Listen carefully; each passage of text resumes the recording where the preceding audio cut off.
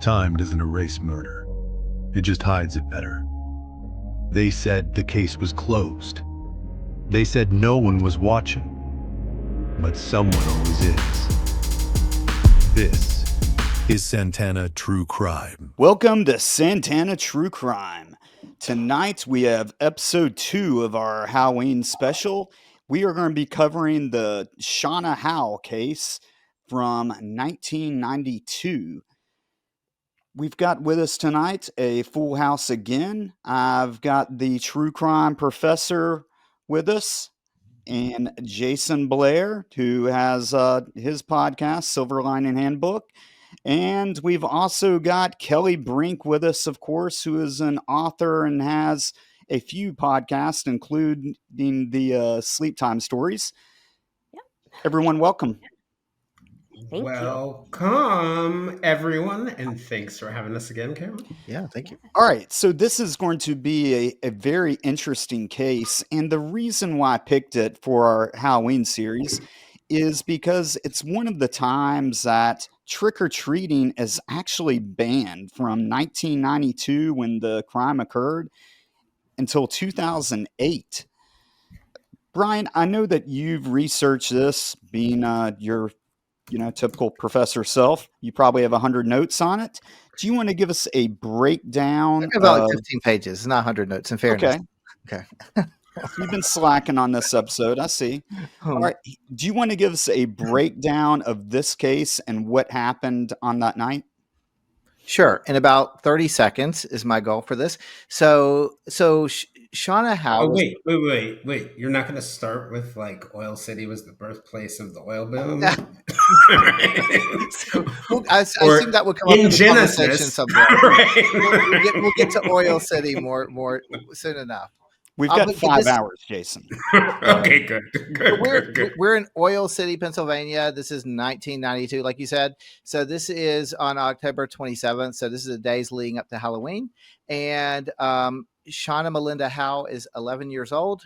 She was walking back home from a Girl Scouts Halloween party she'd attended. She was about 2 blocks from her home, I believe, was what they were able to put together through witness testimony. Which is at the corner of West 1st Street and Reed Street. And this was around 8:00 p.m. when she was on her way home and she was abducted. And so 2 days later, authorities are going to find traces of the costume that she was wearing near an abandoned railroad bed in the rural Rockland Township, which is nearby. And the next morning, her body is going to be found around 200 yards and from where that initial piece of her costume was found.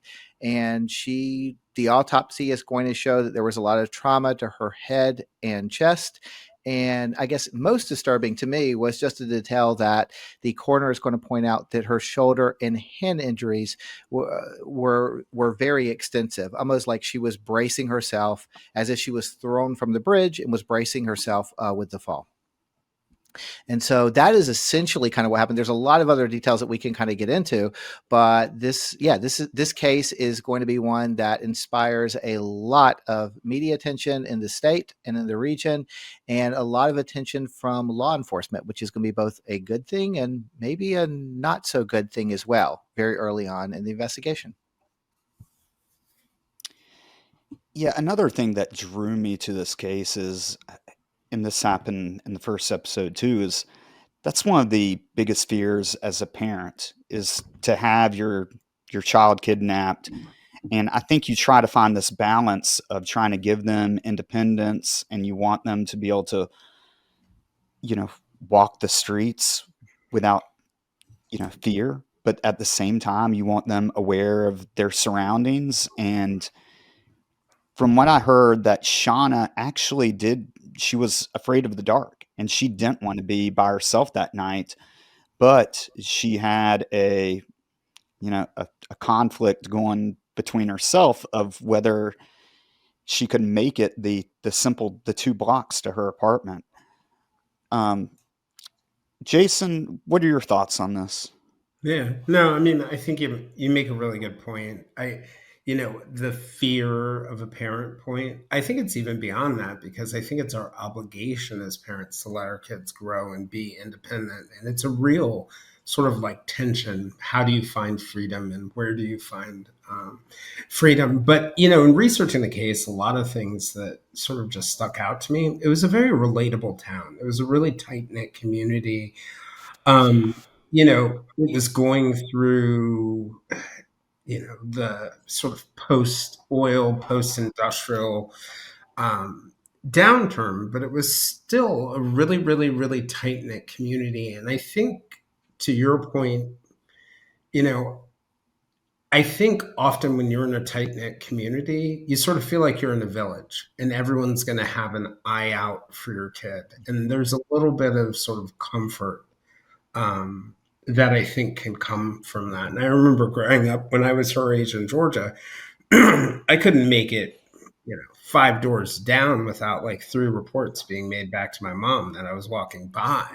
And I think that it can, I know there's that cliche that people start, and in this town, we used to leave our doors open and then we started locking our doors, but it really does do something. And it reminds me, this whole case reminds me that when someone dies, especially like this, there are so many more victims. Mm-hmm. Kids who grew up in that town, in that community, the community itself, the families of whomever the perpetrator is. And yeah, there's just a lot of suffering that can come from it, especially in a tight knit place. Good point. Yeah. Yeah. It really changed the whole town. Like you said, so many victims, no trick or treating for 15 years. Can you imagine?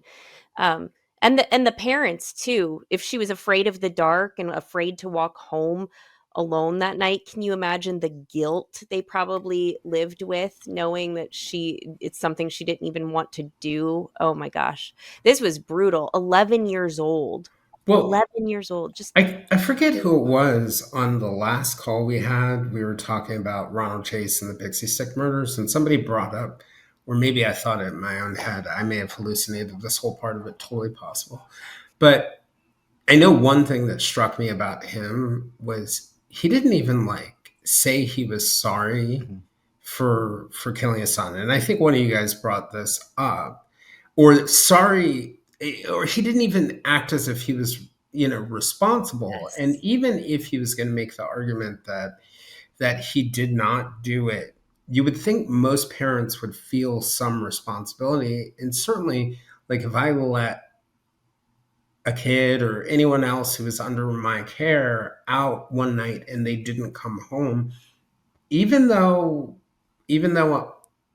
ultimately it wouldn't be the parent's responsibility, I would feel a sense of responsibility. I would feel as guilty as the person who did it.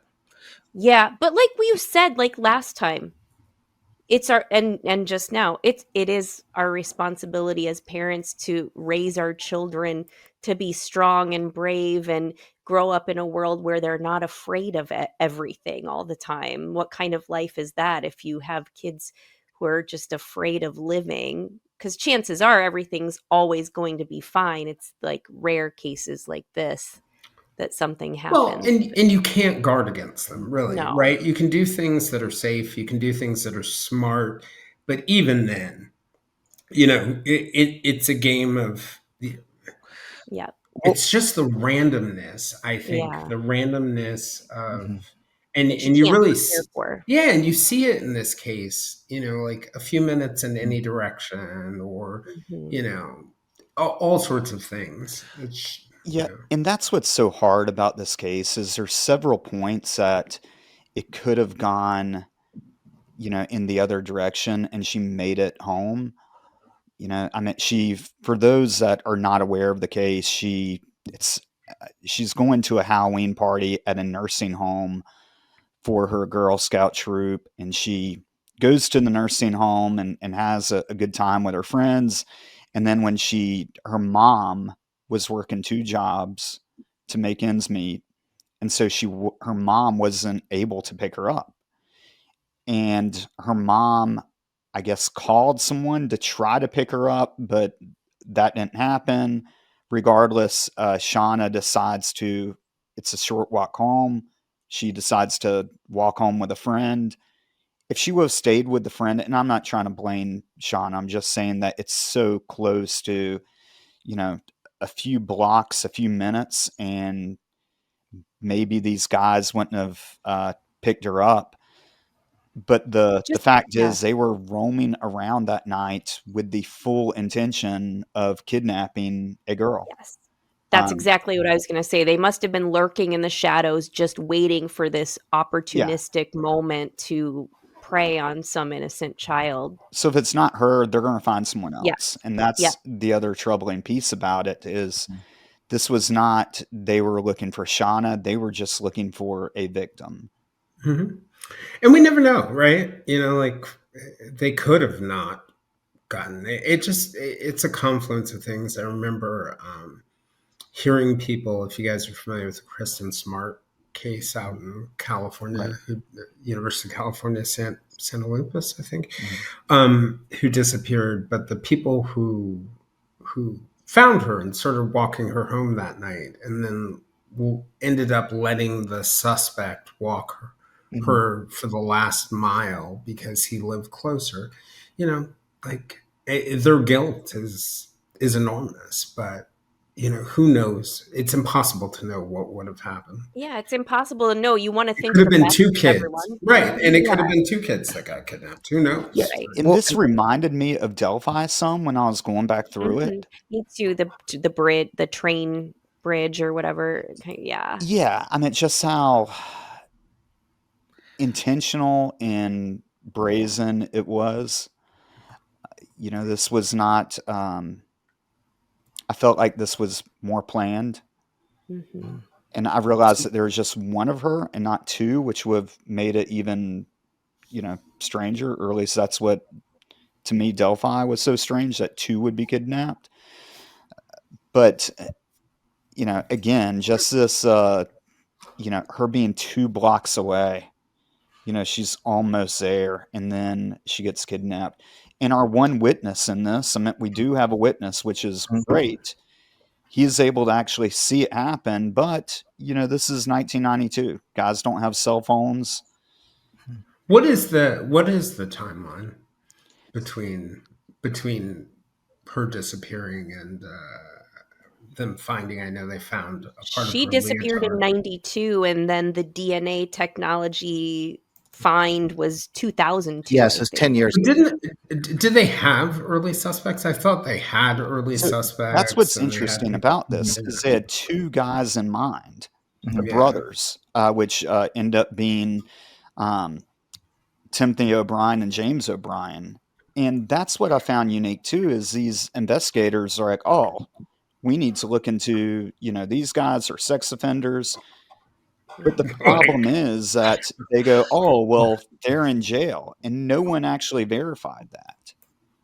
so is that is what happened? Yeah. Okay, I couldn't figure out what it was. And they were Why being were they they were being questioned for other things too, like in between their arrests on this case and um in between Shauna's death and their ultimate arrest in this case, like a decade later, there were other kind of crimes that took place that were like sex related crimes that the police questioned them about, unrelated to this one too. And they also were very tight lipped and apparently never said anything to anyone over this decade, and were able That's to weird. hold it together. So kind of like Killing Delphi, people. also a small error, no one checking, Right. someone thinking that they're in prison or in jail, and no one checking is what led to There was also them this not initially getting confusion. questioned. We talked about that last week, that like Halloween was formerly associated as like a night for like kids and doing pranks and things like that.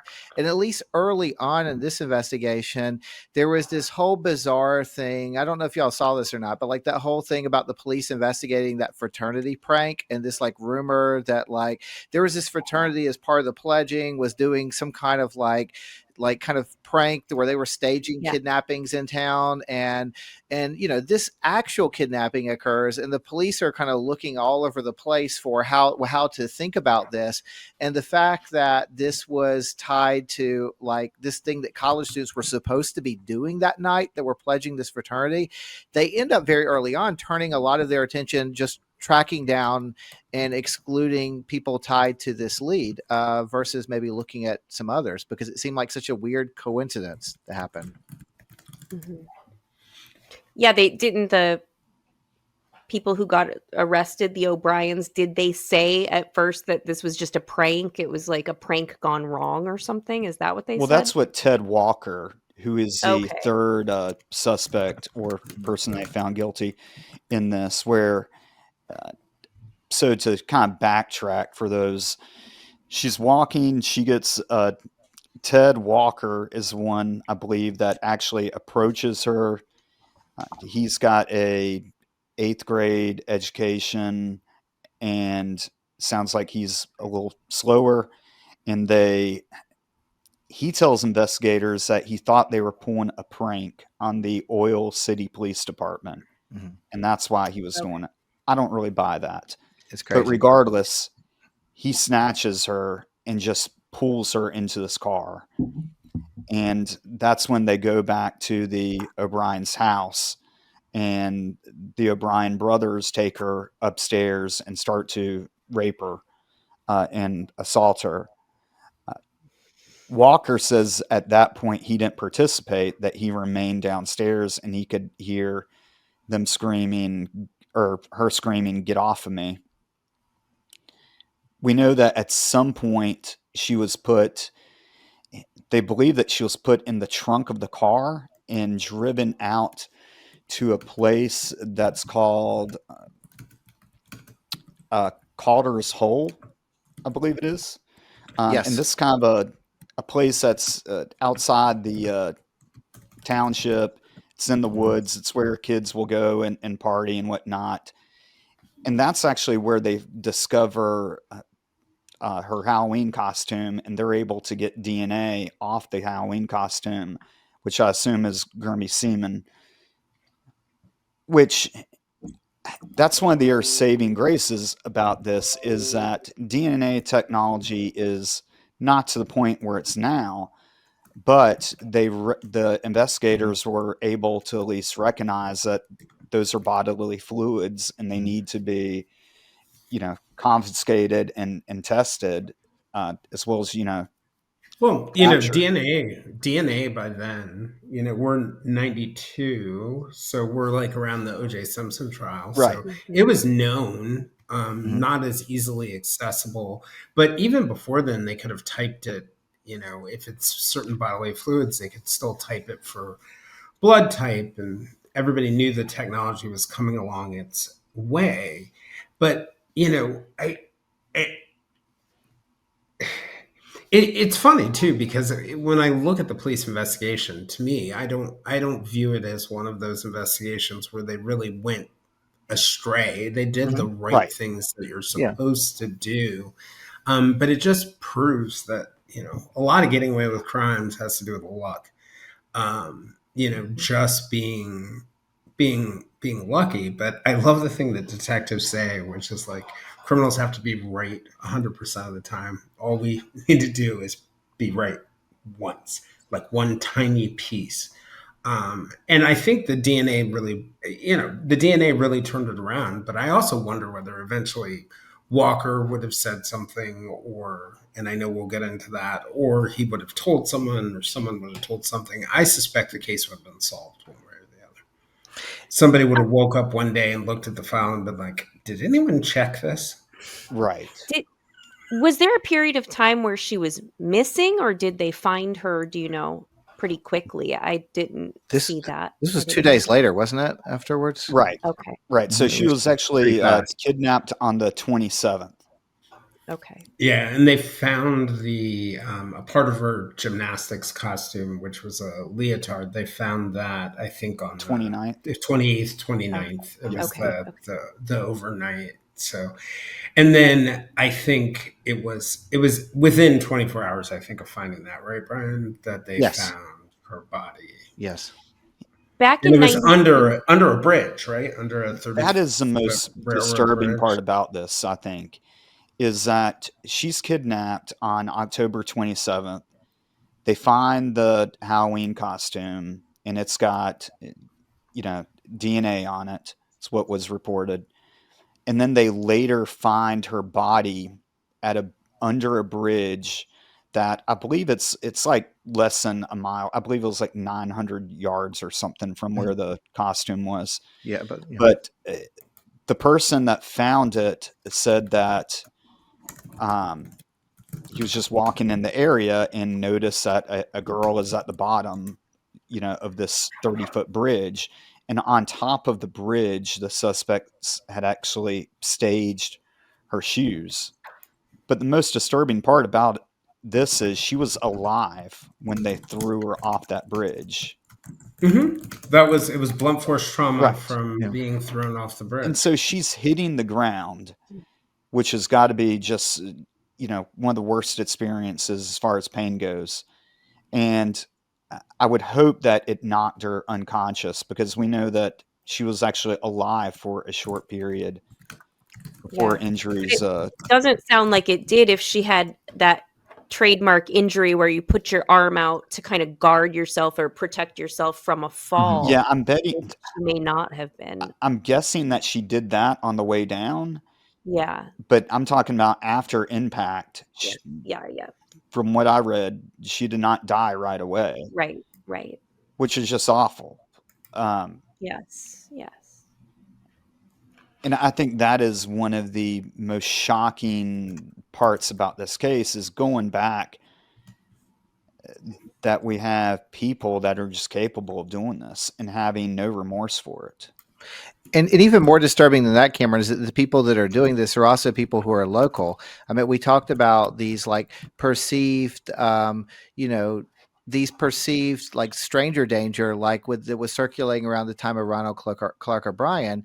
But as we talked about, I think last week, what's interesting is that these cases where the fears are often tied to strangers are often a little bit closer. Now, whether it's a family member or in this case, they were just kind of local troublemakers before this and didn't really have a really high profile in the community, but they were members of this community. And so while they were not people that she had that kind of connection to, they were people part of this kind of close-knit community. And I think it's really disturbing, this idea that in a close-knit community, there could be people within your community who like you said, were kind of driving around this night, didn't really, their rationale, if there was one, is really very frightening. And to imagine those are also people in your local community is even more so. What was the population of Oil City at that time? Jayson, I'm going to turn to you for this one. I do not have the answer to that. Was it like it was a small town? Yeah, it was a relatively small town. It had been shrinking over time, because so now I'm gonna end up in getting into my joke that I started this with. But essentially, Oil City, what it's famous for is it rose to prominence in the 19th century because I believe the first commercial oil well was drilled nearby in the town nearby.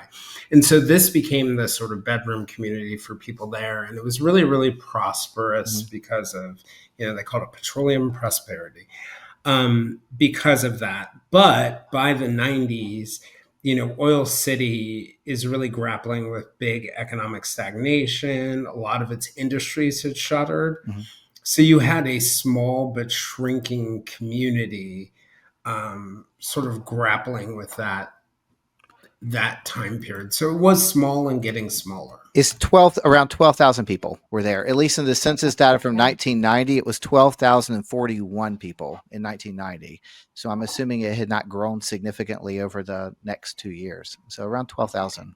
So very small.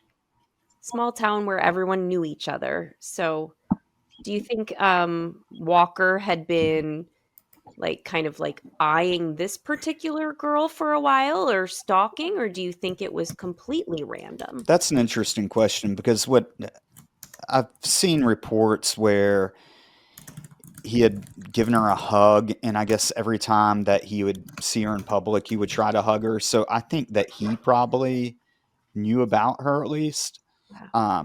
I'm not sure about the other brothers. I don't know if it was Walker's job to find someone or if the brothers knew that, okay, it's easier for a witness to see me, if I'm out walking on the street. So we'll put Walker out on the street, let him kind of do the dirty work, and then, we'll be in the getaway car type of deal. Yeah.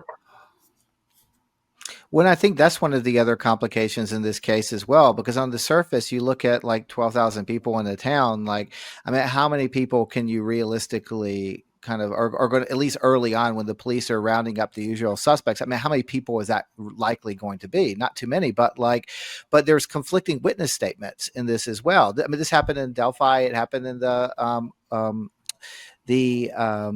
Brittany Locklear case as well, where there's some people who claim to witness the abduction were offering tips that the vehicle was blue. Others said it was brown. Some people said the person had facial hair. Some people said the person was clean shaven. And so the descriptions you're getting are kind of all over the place. But I trust my hallucinations more than I do eyewitnesses.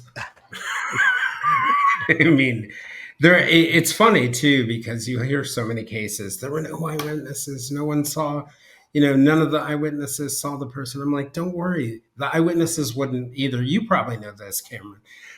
But reporters and I, when I was in New York and in Baltimore, it was the same joke. We would roll up onto a crime scene. There had been a shooting or a stabbing or whatever it was. People would have descriptions of people. Oh, he was black and he was wearing a red hat. No, he was wearing a blue hat. No, he wasn't black. He was Hispanic in a green shirt. And, they were all literally looking at the same thing. Or if I could have $1 for every time I heard, I thought it was fireworks, right? Or some ridiculous piece like that. People are terrible at pulling it together. But what you can get from eyewitnesses is a rough idea of the timeline, right? Mm-hmm. If you have anchoring objects, and they were lucky, they had anchoring objects. Dad was at home. They knew how far away it was. They had witnesses who knew when she left. So they were able to narrow the timeline. But I think that's usually the best you can get with some anchoring events from eyewitnesses. Yeah, and the thing that really solidified this case was the DNA in it and their ability to leverage Walker. And you're completely right about the credibility of eyewitnesses. And a lot of times too, the problem I'd run into is that people would come forward because they want attention, and they would say that they were a witness to something when in fact they weren't a witness to it. They just, seen something on social media or heard it from a friend, and they want to be the one that, gets the glory and reports it. So I see what you're saying about they get the car wrong. But in this case, one of the things that we know that no one can really defend too is that where the semen was found or the DNA is what they had in the report, but we assume it's semen because they say that they found it not only on her clothes, but actually in her mouth. And so there's no justifiable reason for, DNA to be in a victim's mouth. Even today you can say, oh, well, it was touch or transfer. You can't make that argument about it being in the mouth. And I know that you can't make that with semen either, just to be clear. But I do feel that that is really that, and them having that Delphi moment where someone finally goes through the records and discovers that, oh, wait a minute, these guys, they were not in jail during that time. They were actually out. Which is, it's an interesting thing about, I wonder whether, though, we were talking about that whole idea, and I'm wondering about this, that whole idea of like people tend to look to an outsider or a stranger. Mhm. But I wonder whether there was some sense in this community that it was probably somebody in the community. And the only reason I say that, right, is they banned Yeah. Halloween for like 15 years. Yeah. Good point. That sort of makes me think that at least somebody thought that someone either in our community or relatively close to our community or who could target our community is Yeah. dangerous. Yeah, they knew somebody murdered that child and got away with it, and they weren't going to put any more kids out there until it was solved, I guess. Yeah. And I think that's one of the terrifying parts. I mean, Cameron and I are working on a case right now, and I've been in pretty routine contact with the victims' families. And one of the things, there's been this long-standing rumor that the murderer was someone that was in their immediate area, right around them, and it's a case that's over 30 years old now. But one of the things that they said was that one of the very difficult things was just kind of going about your lives day to day and just wondering with every interaction, is this someone who actually had some knowledge, or is this someone who is potentially tied to this case? And just that kind of knowing that it's likely someone immediately around you, or in their case being told it was someone that different people were being looked into immediately around them, was kind of maddening to kind of go through day to day and second guessing every interaction you have with people. And Yeah. Mhm. And at the same time, that's the reality of most murders, right? Like if you look at what the overall statistics say, I think it's like north of 60% of homicides are committed by somebody who knows the person, right? That strangers really only make up somewhere around 10 to 15% of the homicides. Very often, more often than not, statistically, the offender lives within a few miles of where the victim is last seen or lived. And most are like, killed within sort of like, they're found, they're killed within a couple hours, and they're found within like a 30-mile, 40-mile radius, right, of where the offender lives and where the victim lives.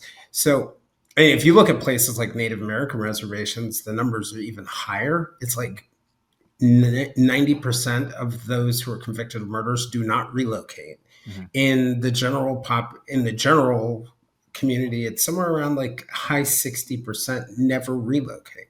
So chances are, if somebody got killed tomorrow beside me, you better bet their killer is probably in my neighborhood, and they're probably not relocating. Crazy. I- Yeah. I think for multiple reasons too. Like they don't want to raise any red flags that they're suddenly leaving. They want still some control over the situation, and like be able to keep an eye on local news and local gossip. And then also that narcissism we talked about last time. They probably have like an ego thing that slightly feeds off of the, I know what happened and I did this. They don't know what happened and I'm still getting away with it. There would probably be multiple reasons they'd stay in the area.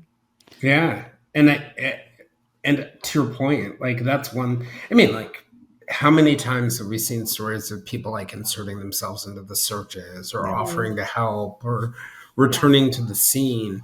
But and I think there's real truth to what you were saying, Kelly. Like, if I were a little suspicious of someone, being involved in something, but was like writing it off in my head. Oh, nah, probably not them. And then all of a sudden, in a couple weeks or even a couple months, they were like, "Oh, I'm moving to wherever." I would be like, "Meow." Right. Yeah. You have just gone up on my suspect Yep. list. Or they're suddenly having some concrete poured over Yes, the right. area. Yes, Yeah, all yes. those red Doing some flags. construction at home? Well, Yeah. Interesting. and Go ahead, Brian. there's also this issue too, where with this, I mean, it is a small community, but we haven't really touched on just some of the environmental stuff that was going on as well. I mean, there is a big rainstorm that happens in these 2 days before her body is found, and at least one issue that I found was reported was just that a lot of anything like fibers and other kinds of trace evidence that they would have had access more readily to test in the 1990s was likely kind of washed away, or it made it a bit more challenging for investigators to kind of Compromised. locate things. Yeah. Yeah, and it is impressive looking back at this. I don't know if you have the number in front of you, Brian, But how big this department was that's actually doing the investigation? I don't have that number in front of me. I could Because find out, but kidnappings are so rare, you don't get a lot of reps of that. A Like you town go of to 12,000 people? It would right. be a very small department, I would think, right? Yeah, and long-term missing period, even though this wasn't a long period of time between, but like abductions fit into that bucket.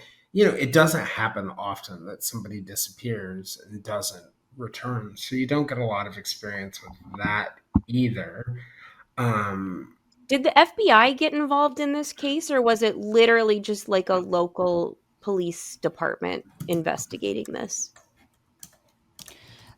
I don't know the answer to that. I'm not sure.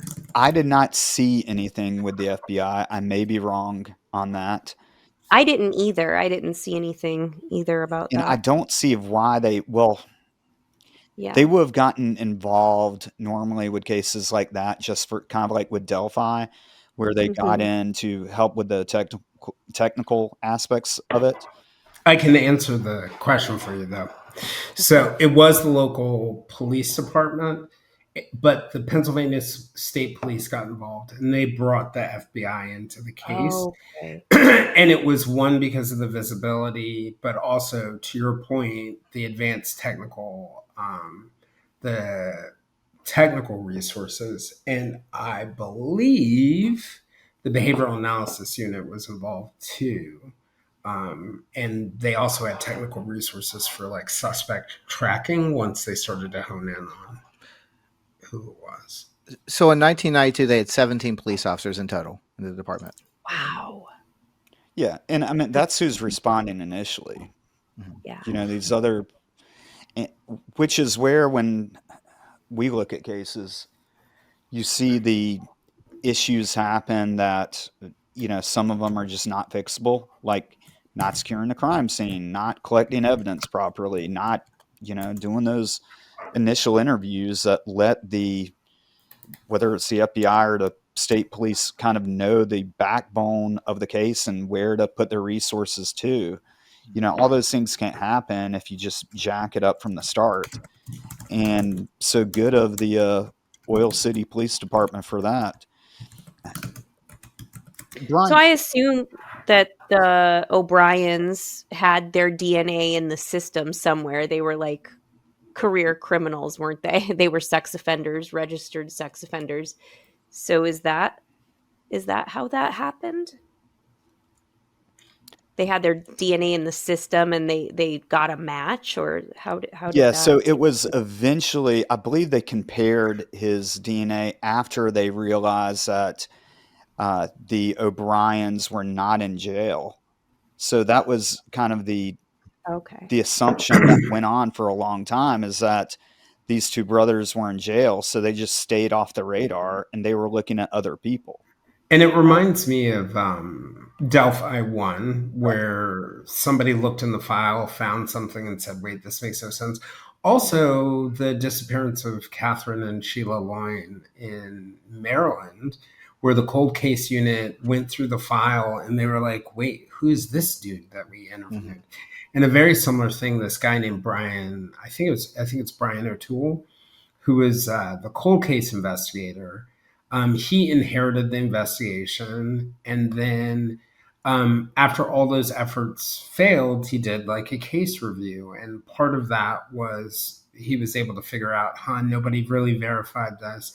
He pushed for the DNA to be retested and rerun against the database, because I think a common misconception people have is that you run DNA and it's constantly being run against other profiles that are being put in Yeah. there. But that's not the way it actually works. Like you run the new stuff you're putting in against offender profiles. So there's a chance you could literally have DNA in the system and not match it unless somebody's forcing a search, like in the state system, or if it's made it to CODIS. So he pushed for that retesting.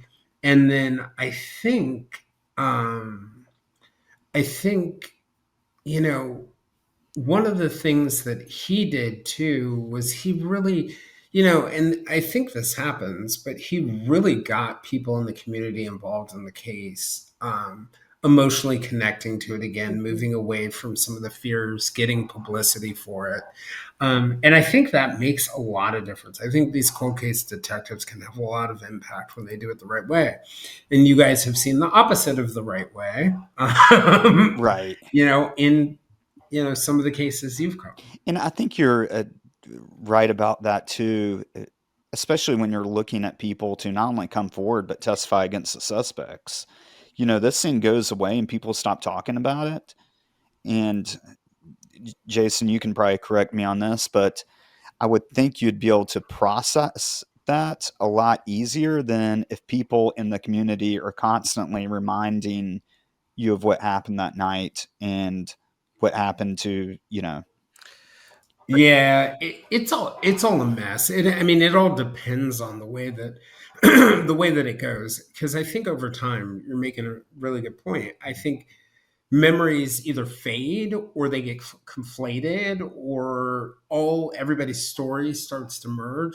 But I think where you have a real problem, and I think that there's real truth to this, and it bears out over and over again. People think what they know is not relevant because they don't have all the pieces. So once you do really get publicity around a case, maybe somebody's going to say something that they overheard at a party, or that they like, I never thought this was a big deal. I don't even know if it has to do with this case, but I heard this random thing. And that for the detective who has the case file, that random thing that you think is pointless or you don't even realize is related to this case can be huge. So that's where I think publicity can really play a role. People who have become deflated, kind of like don't think what they have is relevant, will come forward and share some detail that they don't even realize is important. That can really make a big difference. This particular case would have never been able to possibly fade out of this community, though it kind of probably became 10 years is a short amount of time, but over the years it probably became kind of like lore, urban legendy, because every time Halloween comes around, there's no trick-or-treating in this community, and the story is retold again every year. And they probably are thinking it was somebody in the community, but nobody knows who. It's just such a mystery. And yeah, it probably was talked about, at least every year. No, Well, that's and one interesting thing too that I found, I was reading some articles about how the families that wanted to go trick or treating would like gather together and sort of like caravan to other towns Oh, to yeah, do okay. trick or treating. So it really, really, really was like something that would have been on their mind, and continue to have sort of like an emotional impact. when if you think about the origins of Halloween as a holiday, is this opportunity to kind of reflect on people who are no longer with you, at least in part, in many cultures. And you think it's interesting to imagine that the kind of canceling of this Halloween almost has the opposite effect, like Kelli was saying, where you're forced to acknowledge that there's something different about our relationship in this town to Halloween than even the surrounding towns. And so it almost seems like, I wonder if in its own way, the town canceling Halloween, as Kelli said, almost helped to make sure this case didn't fully go away, where it became something that was entirely tragic. But then a few years later, we're kind of back to normal and nothing else has really happened around this holiday. But canceling it for so long almost forces a conversation, or at least some for kids that are younger coming up, explain why they're not having it. And for the kids who were around Shauna's age 11, they're going to go through their entire teen years and never have a Halloween that's kind of legal for them to participate in. So that makes a lot of sense. The idea that it wasn't just about safety, that the cancellation itself was also about grief, fear, symbolic loss of innocence, probably for a lot of people, that, Yeah. Yeah. Like we're not practical going to and celebrate. emotional. Yeah. We're not going to we're not going to celebrate. celebrate this horrible, tragic night where she lost her life. Kind of like when troops are gone and you don't celebrate a holiday until they're back. Kind of like that thing. Like they weren't going to ever do that again until her murder was solved. Kind of. I don't know. Yeah. And urban legends built around the case. Yes. So, Yep. you had the haunted bridge and people kids whispered stories of, Yeah. like haunted beings being underneath the bridge. That the town was cursed, and that Halloween was a cursed day. I mean, we already have all the folklore about the dangers of going out on Halloween and don't do this and don't do that. And that was amplified. And I just think, it's just interesting to me how we build these stories and build this folklore around events. And I imagine for this town, and I suspect this is true, the monsters under the bridge, the monsters that come out at Halloween, they were all really meant to help kids understand or process what was happening, or give them a roadmap to understand, like, oh, this isn't going to happen to me because I'm not going to the bridge, or I'm not going out on Halloween. Well, that's what's fascinating too. I mean, if you think about Halloween, was this time early on when kids would, going back to the turn of the century, when kids would dress in things like skeletons and goblins, at least some part of this was about confronting their own mortality and having an opportunity while they were young children and innocent to reflect on kind of, the finite nature of life itself. And it's interesting that in this case, like, As someone who has not confronted my own mortality yet, I have no idea what you're talking well, about. Me too. I'm in denial. I'm not gonna die. What are you talking Forever, about? buddy. but you think about like this is but a lot of times it's like thinking about these ideas where in some ways it's like very like it's almost like heroic for children to take on these personas of death and to kind of go out and it's something fun. It's mocking in a way. And it's interesting that this is not playful. This is reality, in that this is like one of their peers. And this is someone who's actually kind of died, and kind of being asked to think about that.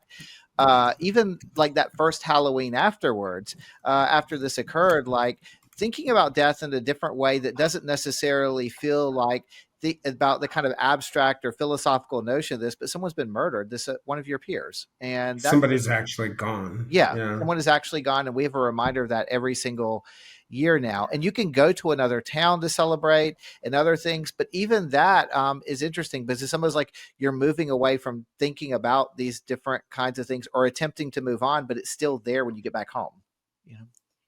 That was crazy when you pointed out, okay, it's a decade. So they were in like 5th or 6th grade, and they lived their entire life up till literally their 21st birthday, never knowing what happened to their peer, never having had normal childhood where you go trick or treating on Halloween. That not only changed them, probably changed the way they parented down the line, just had a domino effect, I'm sure. Yeah, and that's what I think that's really interesting too, and a good point, Kelly, about just the effects of you as a parent and how you're going to handle things like your kid walking alone on the street. I imagine we can compare it to kind of for us COVID, and for parents that had loved ones that or friends that were affected bad by that, is you may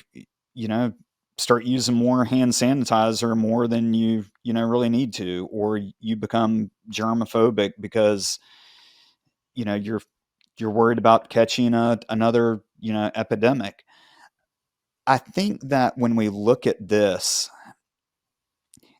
and they are they are arrested. We've got Ted Walker, Timothy O'Brien, and James O'Brien, are all three arrested.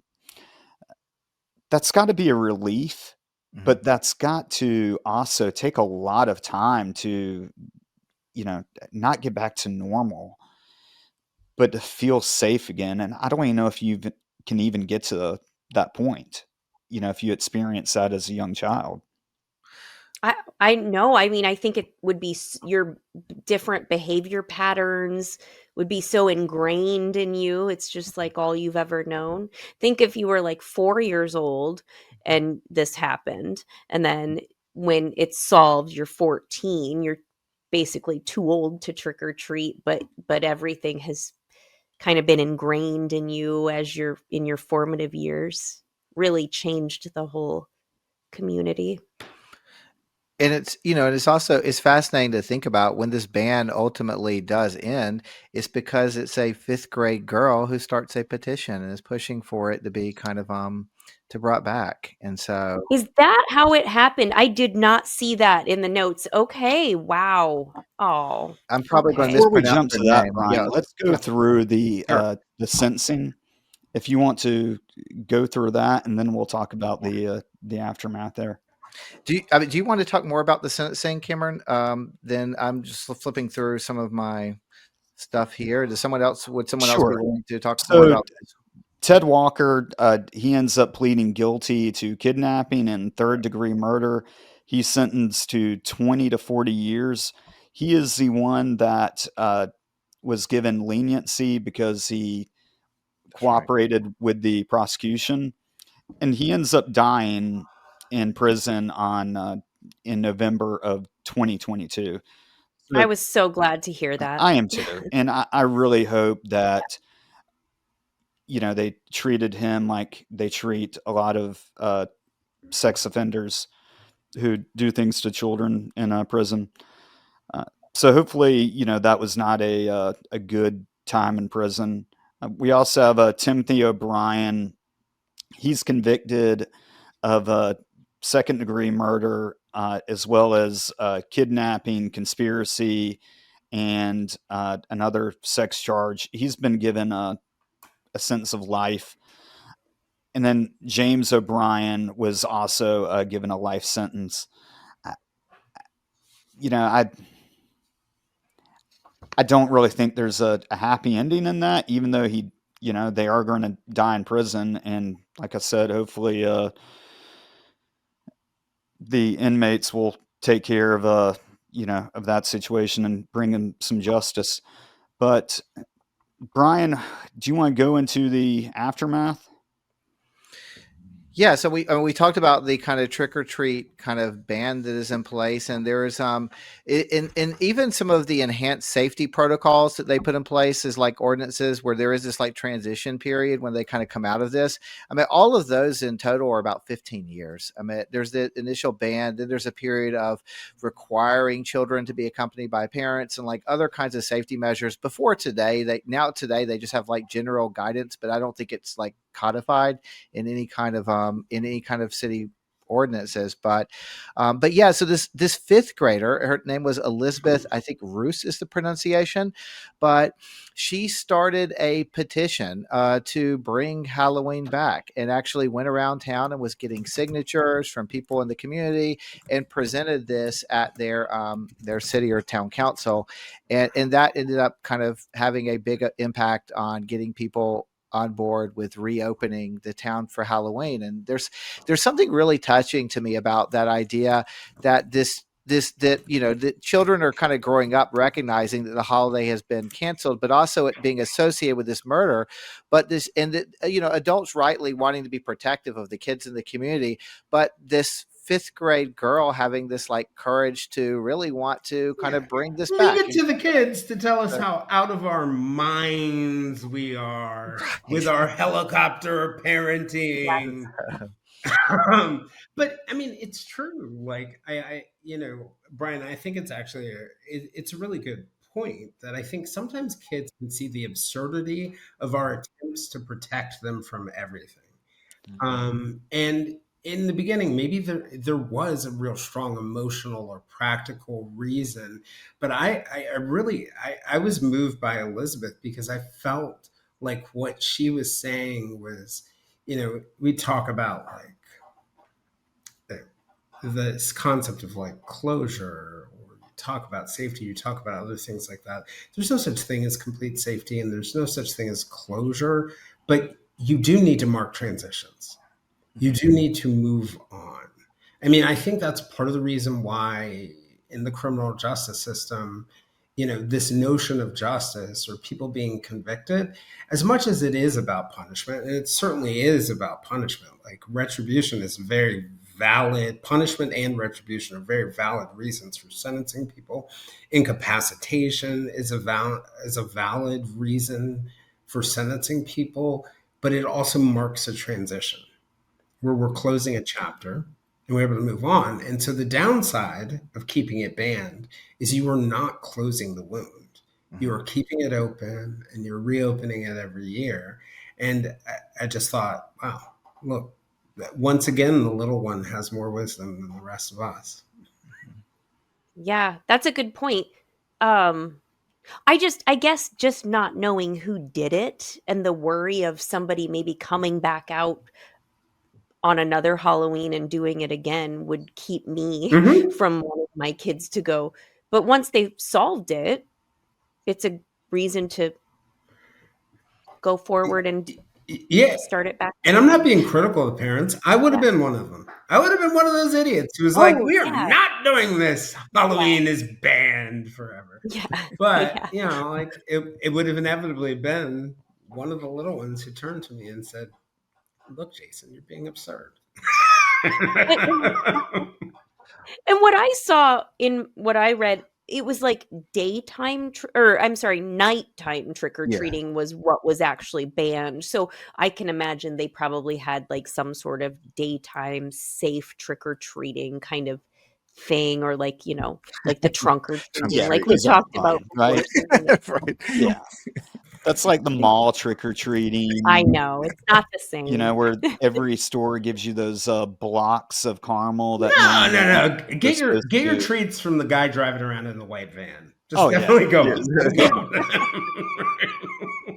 You know, this is like not as bad as like what they did like in Atlanta when they banned trick-or-treating or not banned trick-or-treating, when they put enhanced safety protocols during some periods of time. I mean, they had like SWAT team members on roofs, like snipers and stuff, and like closing down blocks, like turning into this like very intense experience. And we talked about last week just the x-raying the candy and going to the emergency room after you finish trick-or-treating. That doesn't sound like a lot of fun either to me. Like making a hospital visit at the end of the night to have your candy irradiated before you consume it. But like, I do think that there is this effort to, you know, Jayson talked last week, I think, about just the kind of probability game that like these things that are genuinely completely kind of random that can't really been predicted, there's very little probably that could have been done to maybe it wasn't this person, but these guys were in the community, were out looking for trouble, and this was likely going to happen. But it's interesting, this idea of closure, because it's almost like this interest in returning to a kind of innocence that they had before that was lost, because while these things could still happen anytime, it's the same level. The probability hasn't really changed at all. It's almost like we're precluding that as something that's a real, like we're back to like imagining that this is something that's not an immediate threat. That's possible, but just really not likely. But that's only possible once the person has been apprehended and convicted, that we can kind of go back to that more kind of not a rational mindset, because that sounds more critical than I actually believe or, you know, feel, but like we can go back to that mindset that's more aware of what the probabilities actually are of this type of crime. And I also think there's like a danger, right? Like there is a huge danger in protecting against the wrong thing. Right? Like convincing yourself that if I don't walk down, I got mugged in a dark alley. So if I don't walk down dark alleys, I'm going to be fine. Right? Now, that is not like maybe the lesson is greater awareness of your surroundings or other things like that. But you want to be careful about like finding a sense of security and safety in the wrong lesson. Right? Like it's not that, you know, Halloween is necessarily not celebrating Halloween is not necessarily gonna, it may not protect you, but there are probably plenty of other lessons that you could pull from a case like this. It just sort of like breaks my heart that for like a generation kind of missed out on the opportunity. And I don't think not banning Halloween would have fix this entirely, of not being able to turn to what is a fun day for most kids in the United States, just an absolutely fun day. They couldn't look out at without thinking about death, or a girl who got thrown off a bridge. And to me, that's America. Though lately, there's so many tragic things that rob our kids of their childhood these days. I don't watch TV, so good. Not my America. I'm No, kidding. I know. Yeah. I have gotten my YouTube off the true crime algorithm, so That's it's all good. cats, history stories, comedy shows for me. Perfect. Yeah. Cameron can send you You some have links and change to. all of that if you'd like. Oh yeah, absolutely. We get Jason's algorithm corrected. I just like, what in the hell happened to these men in their lives, Jayson, do you think, to make them do something like this? An 11-year-old child. I mean, what kind of person does this? Right. Where do you think they were abused? And not Like, just what one was their person. past? Well, 3 of them. Right. this brings me to sex offenders in general, right? Yeah. So Great transition. yeah, exactly. Well, but I mean, I think one of our common beliefs about sex offenders is that, they're pedophiles. They cannot be, you cannot take someone who has a paraphilia like that. This is a common belief, and and and get them to no longer be a pedophile. And there is like some truth to that idea. But the reality is that the vast majority of pedophiles are not violent, right? It's really about managing their behaviors so they don't actually act on it. The most violent sex offenders are just predators. And it would be an 11-year-old kid or an 80-year-old woman. It really doesn't matter. So it's not really, to me, necessarily, and maybe they did have some abuse, maybe they did have things, but I don't think that necessarily, even if they were abused, I don't think that contributed to them picking an 11-year-old girl, because that may contribute to why someone develops the paraphilia of pedophilia.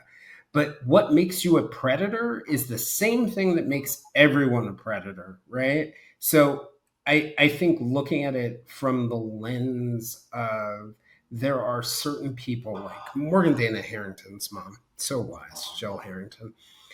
She describes seeing Morgan disappeared, I think it was 2009, or at the University of Virginia.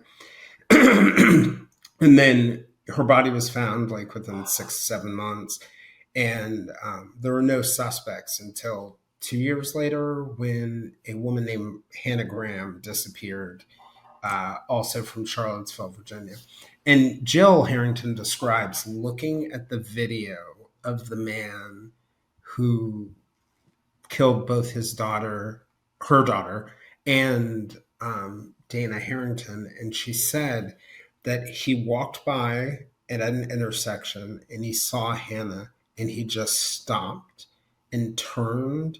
And she was like, when she saw that video, she realized that he was something else. He wasn't like the rest of us. And I think that there's truth to that. And what she said was like, it's really hard to hate this guy, Jesse Matthews, for being a predator. You don't hate a lion for eating a buffalo. But what you don't do is you don't let a lion go roam with a bunch of humans.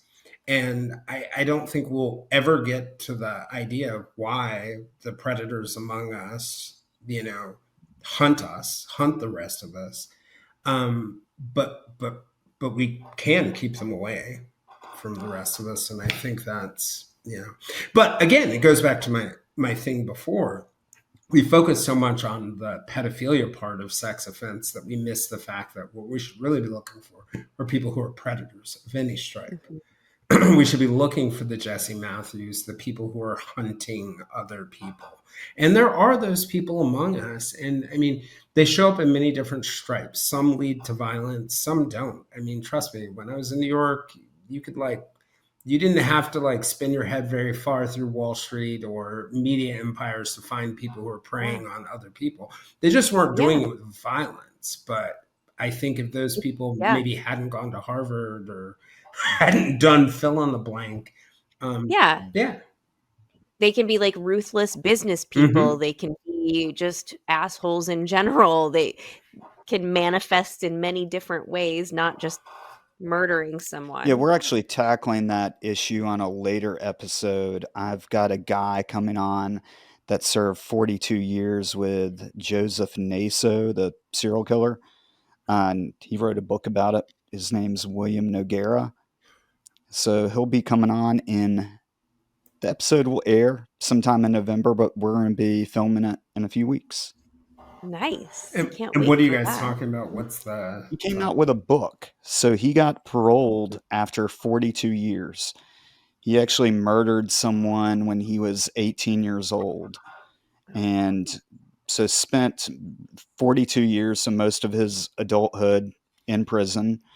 And he had a job in prison later on where they sectioned off the prisoners because, like you were saying, you've got a bunch of lions. You can't put them, amongst zebras. It's very Not gonna interesting. So, like work. a quick aside, psychological aside. So, treating antisocial personality disorder and treating psychopathy has really been something that we're not particularly good at because we stopped studying it and researching it.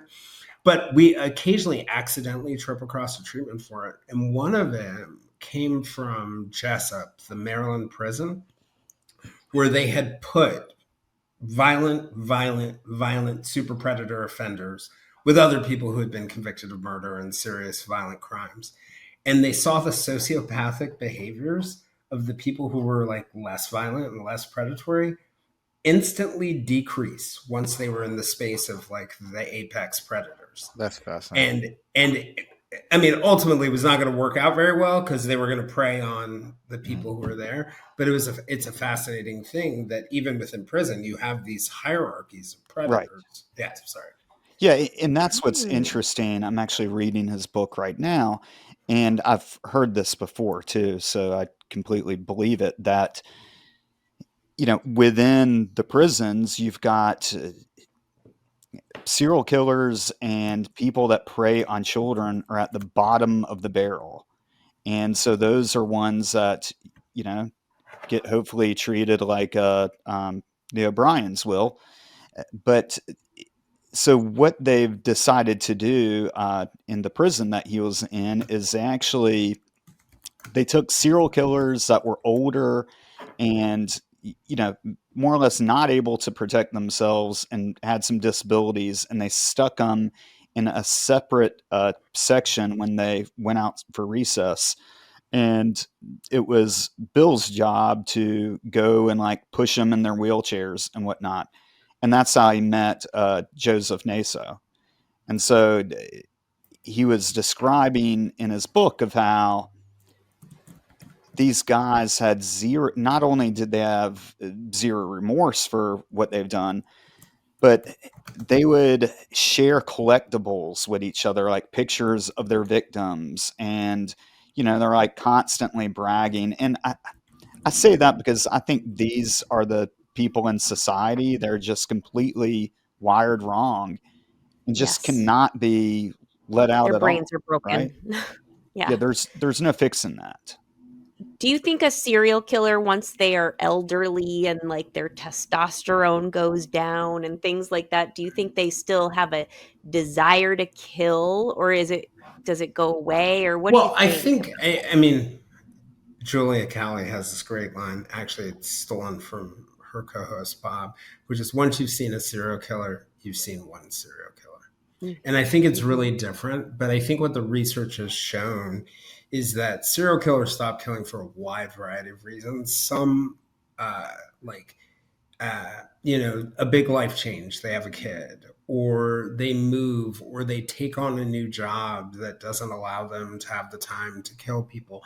It's more likely practical reasons that cause people to stop, or they get the fantasy that they want, and it keeps them going for a long period of time, and that creates a break in the killing. But what they believe doesn't change are, particularly with the killers who are fantasy driven, the fantasy doesn't go away.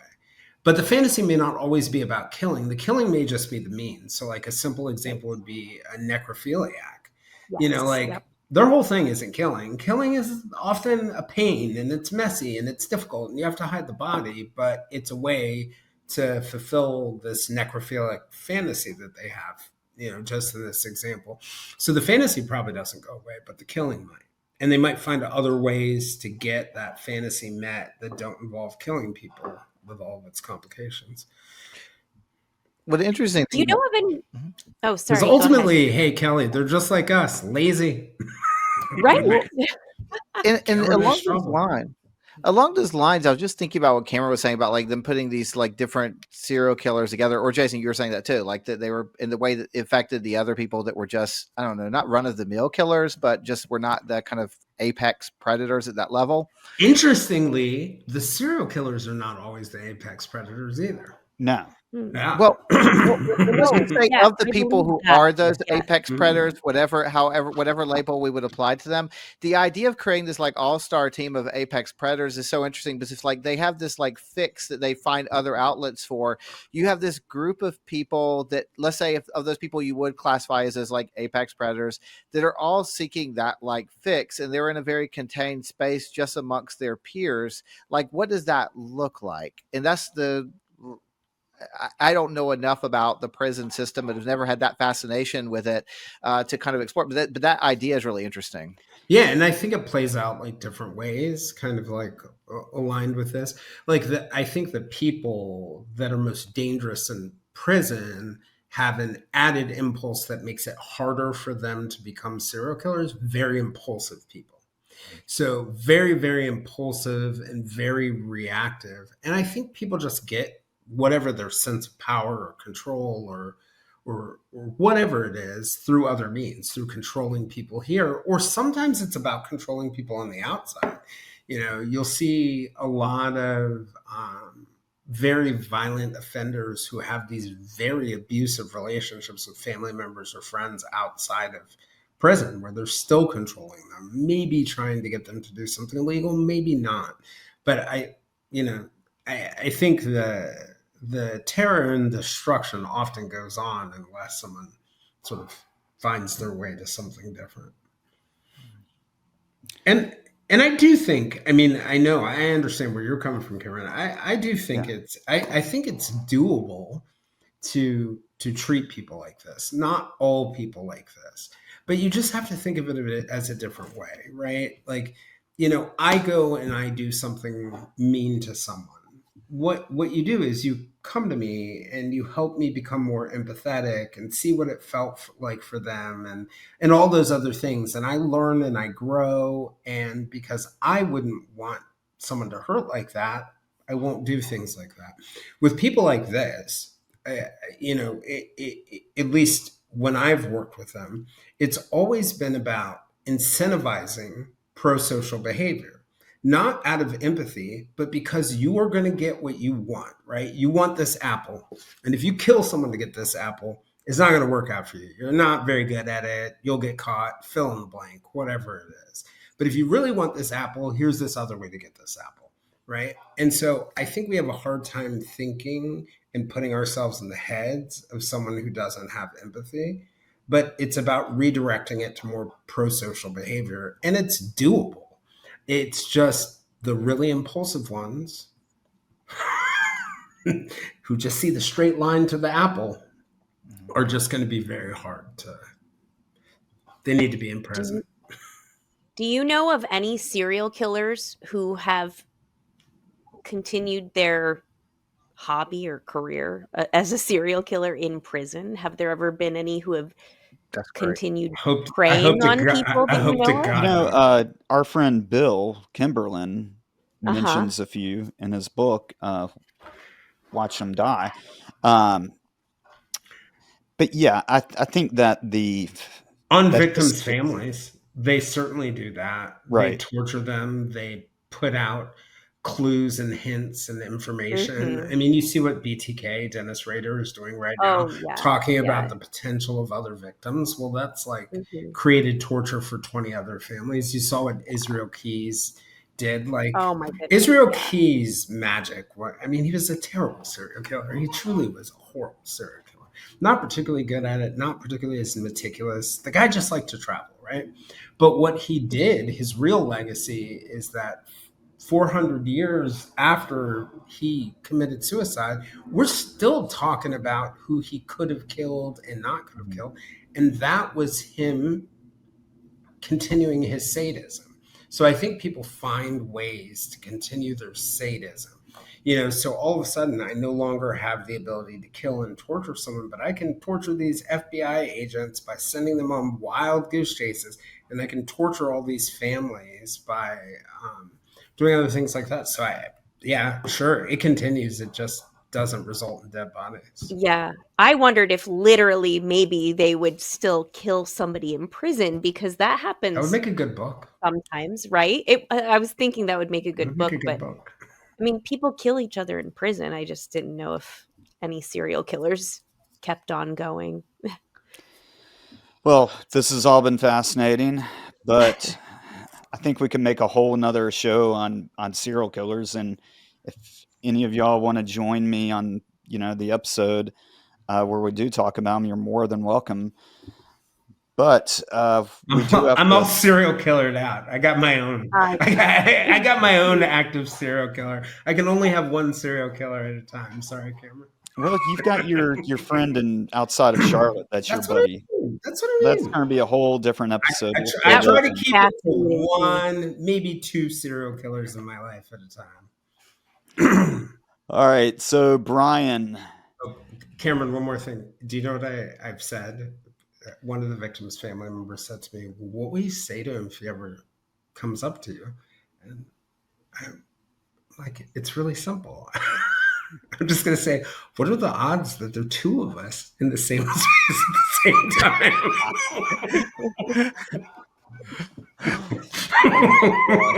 Go on. No, it's... Don't play that at my trial.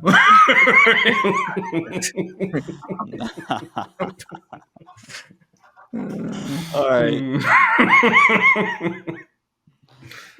Well, Jayson, thank you so much for coming on. Make sure that you visit the Silver Linings Handbook. It's Indigenous Peoples Day, too, so check out a missing and murdered Indigenous woman or Indigenous person's case. Yeah, absolutely. We did a show together, Ashley Loring, Heavy Runner. Great show, and I appreciate him coming on and bringing attention to that case. But it certainly breaks my heart of how many people are, especially when you put out the odds of how many kids were actually, missing or murdered from our class. It really is just a national tragedy, and it continues to get worse, honestly. And I hope that people do bring more attention to those cases because there's way too many of them. Yeah, and I'm going to have some folks on. I've had lots of victims' family members on, and I had a judge on, and parents, all sorts of different things. But I'm going to have some attorneys and some tribal law enforcement on to talk about some of the systemic issues that are underlying it. My hope is that if we can have more of a conversation about that, we can address some of the problems. And, I think some of them are internal to the community. And I know people like to believe the vast majority of them are internal to the community, but the actual FBI data will tell you that a lot of it is the fact that reservations and a lot of Native communities are because of the way law enforcement is set up there, they're very vulnerable. They are very ripe areas for a predator to operate because of the limitations on what tribal law enforcement can do to non-tribal members. So I think, we all have a part in fixing this problem, and I don't think it's limited to Native communities in Appalachia or in all sorts of parts of the country where we can address these things.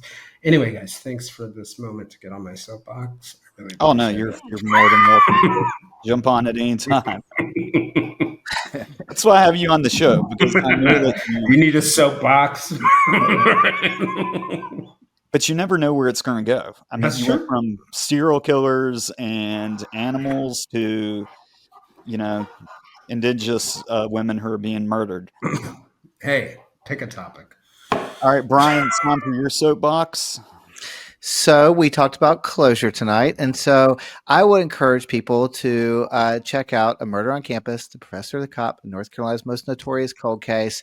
We have worked to try to bring closure, not which is different than justice, but some closure to the Virginia Olsen case. So 1973 murder on the campus of UNC Asheville. So the book is available everywhere, but certainly pick that up. And I'd also like to recommend one of the more recent episodes of Santana True Crime. The episode that Cameron did with the lead search director of the Brandon Swanson case. It is the single, without great exaggeration, episode. it's the single most detailed discussion of this case in existence. In a case that's really plagued with rumors and gossip and just really unfounded crackpot theories. It is really the most thorough discussion that is out there. And I know it's a case that interests a lot of people. And I am hoping, I tell Cameron this every day, that it finds an audience, because the guy he had on, this is the only long form interview he's done about this case. It's the best thing out there surrounding it. Wow.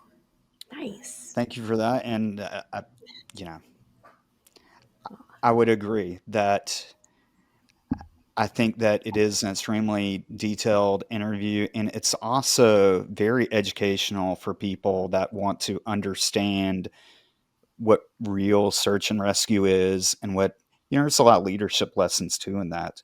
But I agree. It's an overall great episode, and hopefully people will check it out on YouTube or Apple or Spotify. Kelli, Yeah. your turn to get Yes. on the soapbox. All righty. I don't have a soapbox, but for those of you who like to fall asleep to true crime podcasts, there are a lot of you out there, but you don't want a story that's too terrifying, not too startling. You can listen to True Crime Sleep Stories, where I tell true crime tales in a calming tone. Yes. Well, go check that out. And you've also got a lot on YouTube, and you've got plenty of books if you search Kelli Brink on Amazon for people to check out.